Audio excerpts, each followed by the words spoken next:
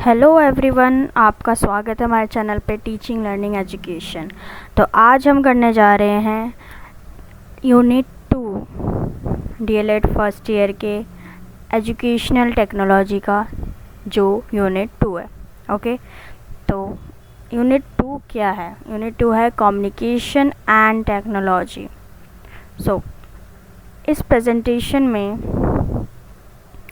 आपको information technology के बीच के संबंध क्या है वो समझ में आएगा।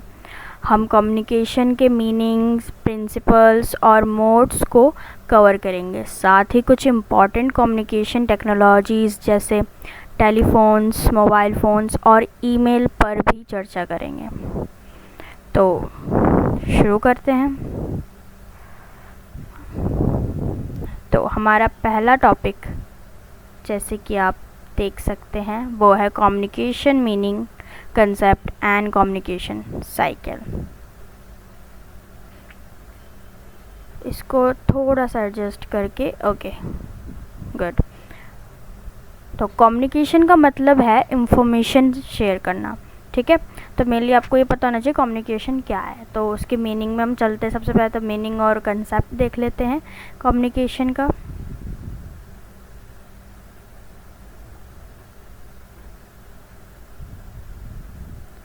तो यहाँ पे आपको जैसे दिख रहा है कि मीनिंग ऑफ कम्युनिकेशन, कम्युनिकेशन क्या है?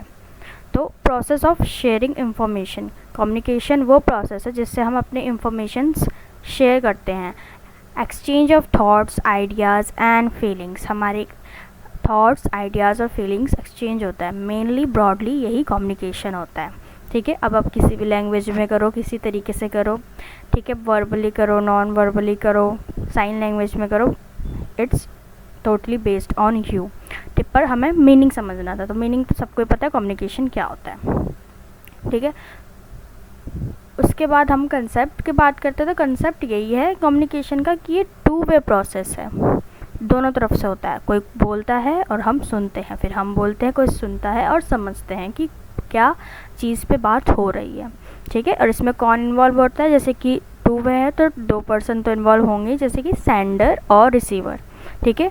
कोई सेंडर है, कोई मैसेज भेज रहा है, और कोई रिसीवर है, ओके। तो अब नेक्स्ट स्लाइड पर चलते हैं हम। तो यहाँ पे जैसे कि आपको दिख रहा है, नेक्स्ट स्लाइड है कम्युनिकेशन साइकिल। कि कम्युनिकेशन साइकिल क्या होता है, और ये आपके पेपर में भी आ सकता है टॉपिक। इसको एक्सप्लेन करो विद डायग्राम। यही डायग्राम है, ये जो आपको एरोस के साथ दिख रहा है विद नेम, ये डायग्राम है। तो सबसे पहले क्या आता है? सेंडर।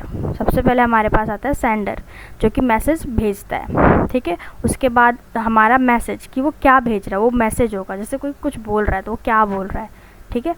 और दूसरा होता है, उसके बाद आता है इनकोडिंग। इनकोडिंग मतलब आप उस मैसेज को किस लैंग्वेज में इनकोड कर रहे हो। आपने उसे इंग्लिश में लिख दिया, हिंदी में लिख दिया, ठीक है। इसको इनकोड करके लिख दिया।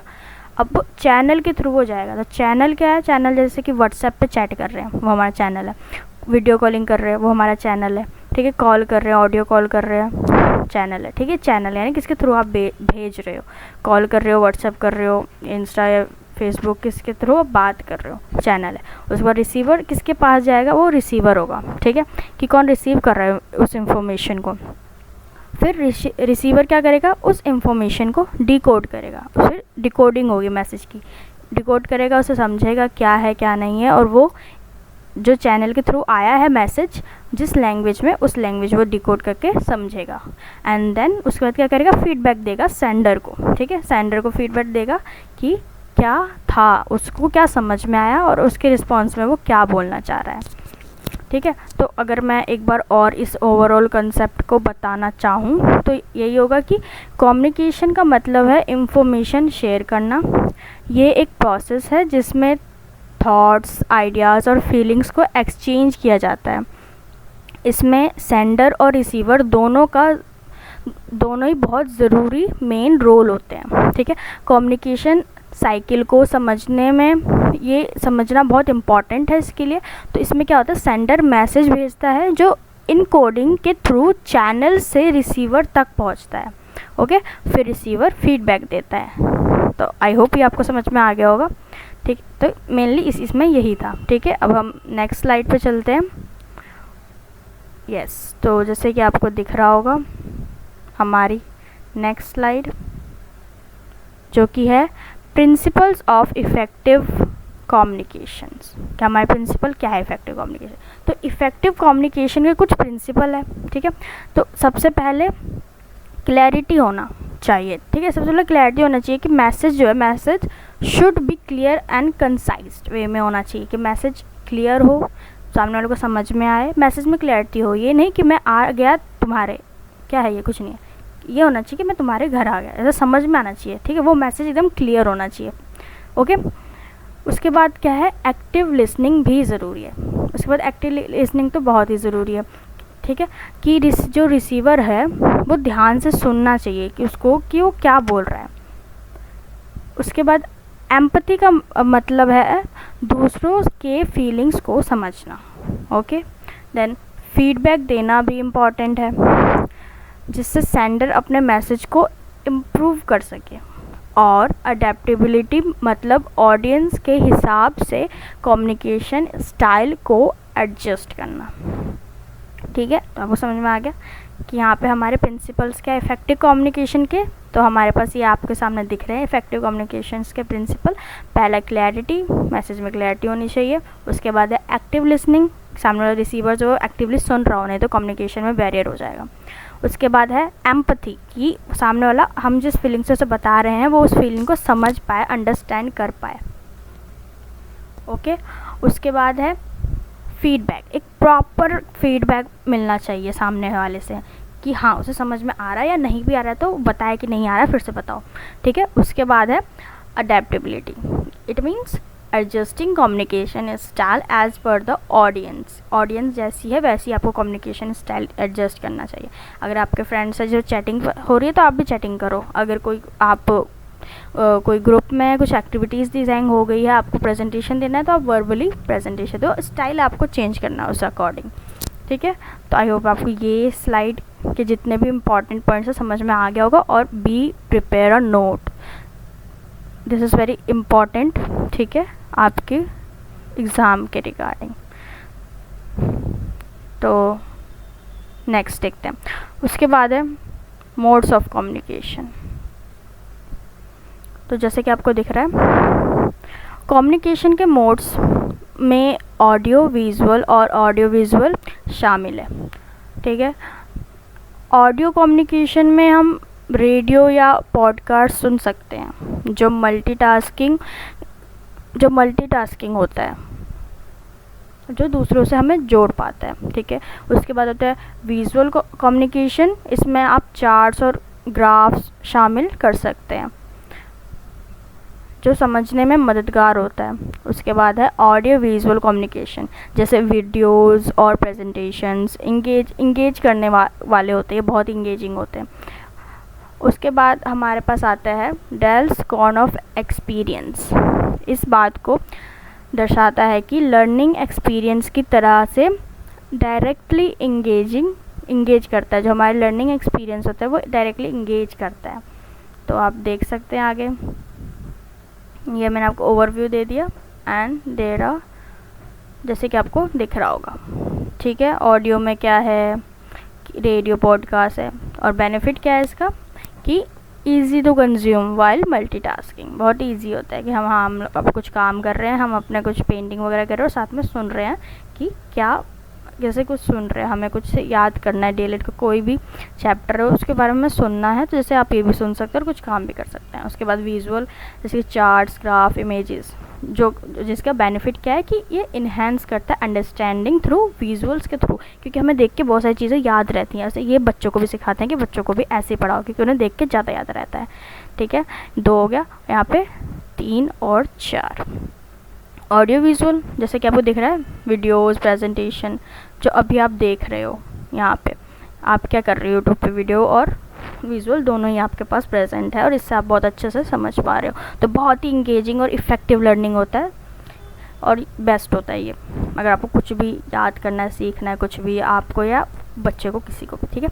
उसके बाद लास्ट हमारा 4th है जो कि है डेल्स कॉर्न ऑफ एक्सपीरियंस। ये आना बहुत ज़रूरी भी है पर आपके सिलेबस में नहीं है, पर छोटा सा पॉइंट है तो आपको पता रहना चाहिए कि क्या पता पूछ लें, तो आप ये लिखोगे तो आपको नंबर ज़्यादा मिल सकता है।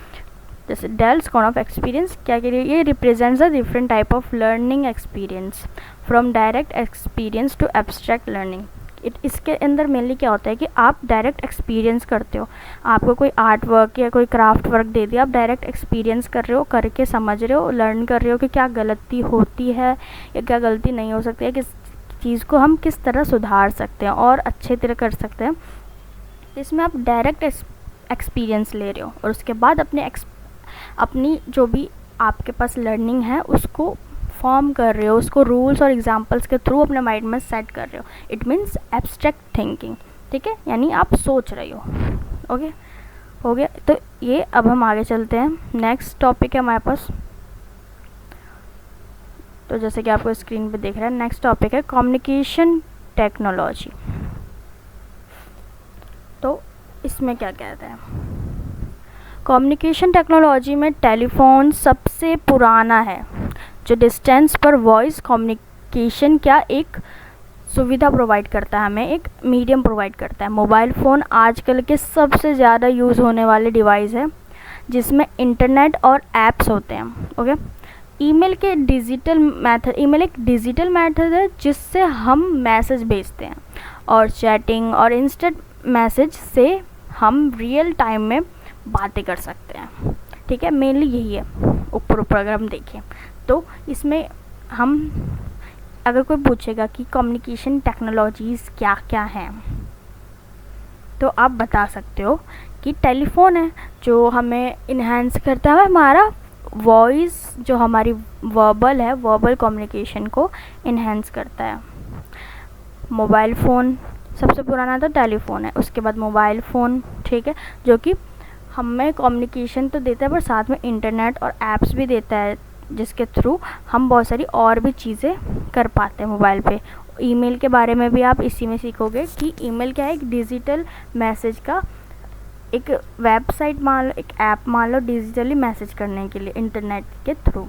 उसके बाद चैटिंग आप किसी भी माध्यम से करो, लाइक व्हाट्सएप से कर रहे हो चैटिंग, या इंस्टा, फेसबुक, ट्विटर, किससे भी आप चैटिंग कर रहे हो, किसी से बात कर रहे हो, ठीक है। तो ये रियल टाइम टेक्स्ट कम्युनिकेशन, अगर एमसीक्यू में आए कि रियल टाइम टेक्स्ट कम्युनिकेशन क्या है, तो वो चैटिंग है, ठीक है, कि आप एक रियल टाइम पे टेक्स्ट करके बात कर रहे हो और वो भी उसी टाइम पे बात कर रहे हैं। ओके, उसके बाद है instant messaging, quick exchange of message through apps, वही सेम चीज़, ठीक है, इंस्टा वगैरह से, व्हाट्सएप से क्विकली आप मैसेज कर रहे हो तो इंस्टेंट मैसेज हो रहा है।